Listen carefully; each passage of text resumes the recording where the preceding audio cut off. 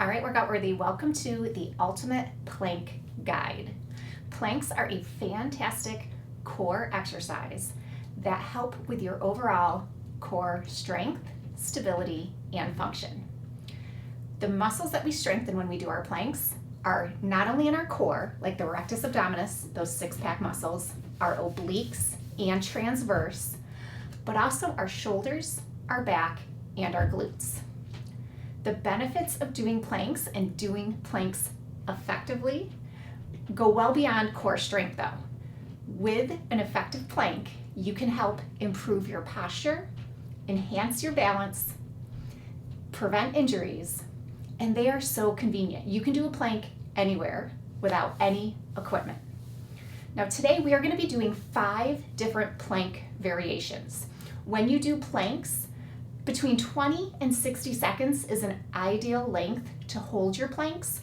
We're gonna go up to 45 seconds with each plank option. Do the plank option that works best for you and progress if you would like to. As far as progressions go though, sometimes a plank might feel easier or harder based on your body and your strength. Now, a couple of cues, no matter what plank we are doing, we want to make sure that we have great alignment.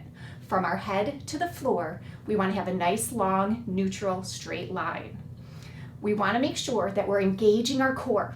So as we're holding our plank, feel like you're sucking your belly in, flexing through your core muscles. Our shoulders stay low and relaxed. When we hold, we tend to tense. And if you're tensing, your shoulders might shrug up. We want to keep our shoulders low and relaxed. Even though we are holding our planks, we never hold our breath. Breathe through the entire challenge and do what works for you. When your body tells you to stop, then you stop. Now the first plank is going to be a forearm plank. Some people say that this is a modification, but honestly, a forearm plank to me is more challenging than a high plank. If you need to, you can go against a wall if you don't want to come down here on the floor. With our forearm planks, your elbows are going to be right below your shoulders. You can have your palms down. Sometimes I like to bring my hands together. You can be on all fours with a straight line from your head to your tailbone. You can have a straight line from your head to your knees or head to your toes. Now with your feet together, it's going to be harder to stabilize, so you can bring your feet hip to shoulder width apart to help you stabilize.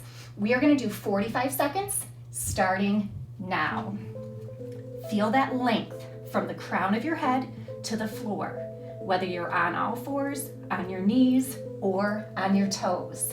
Shoulders are low and relaxed, so our neck is long and lean, and your head is an extension of your spine. We don't want to lift our chin, which tends to sink our hips. We also don't want to tuck our chin, which tends to make us round. So keep your chin level. Think about your head position. Don't lunge your face towards the floor. Feel like you're almost lifting through the back of your neck, keeping that alignment. Your belly is sucking up towards your spine, and we are breathing as we hold. We have 10 seconds left.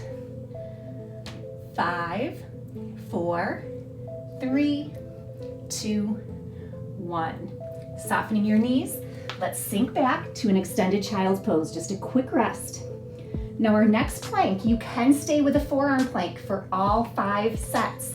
But if you want to try a high plank, your wrists are right below your shoulders, shoulder width apart.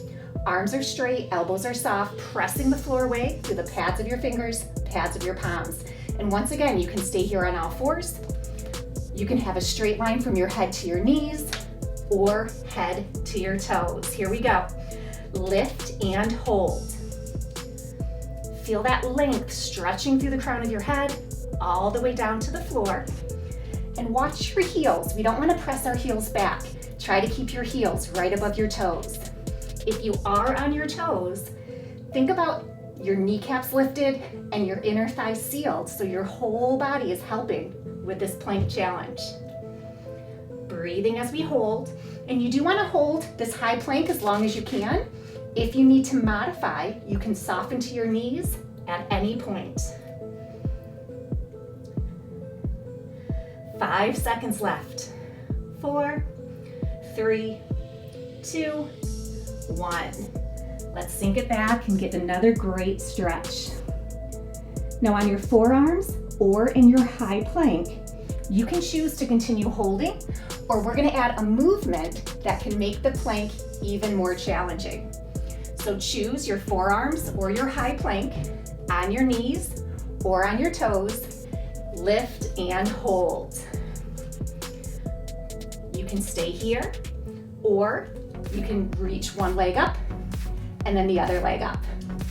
One leg up and the other leg up. With these leg lifts, we are taking away a contact point. So we have to stabilize and balance with only one foot touching the floor. The leg lift, you are squeezing your glutes, but you're not arching your back. Don't lift your leg too high. Continue breathing, never holding your breath.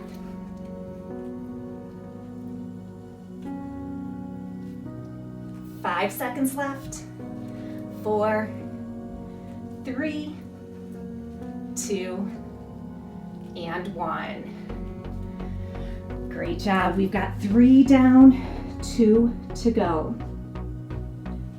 Now this next variation does have to be done in a high plank if you want to add the movement. So you can do a forearm plank hold, you can do a high plank hold, or you can add a shoulder tap. Lift to the hardest position that works for you. Make sure you're in great form. And then if you want to add a shoulder tap, it is the opposite hand to the opposite shoulder. Trying to keep that straight plank line. Try not to wobble side to side. Arms are straight, elbows are soft, but you don't want to hyperextend. Breathing.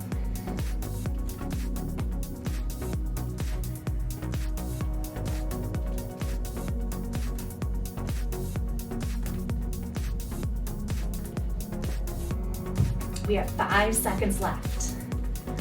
4, 3, 2, 1. Okay, our final challenge. Putting our leg lifts and our shoulder taps together. Now remember, any option we've done is an option that you can choose. Lift and hold. 45 seconds. Now, opposite hand, opposite leg. So the arm that moves is opposite of the leg that moves. You can do leg lifts only. You can do shoulder taps only. You can do both. The goal is for your plank to look the same, whether you're holding plank or adding movements. 10 seconds.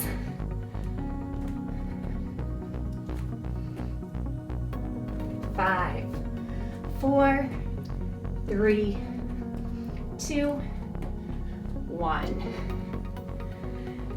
Sink it back. Take a couple of nice deep breaths, reaching through your fingers, sinking your hips over your heels, resting your forehead on the mat. Rounding up nice and slow, let's interlock behind our back, opening through our chest, feeling that across our chest, around the front of our shoulders, down our biceps. Now bending our elbows, interlock in front, rounding, separating our shoulder blades, feeling that across our back, around the back of our shoulders, and down our triceps. Reach up nice and tall, and release. Fantastic job, workout worthy. That was a great 5-minute plank workout. Your form in your plank is going to determine your results. So make sure you work on improving your form every time you do this exercise. Subscribe to this channel, like this video, come back and join me anytime.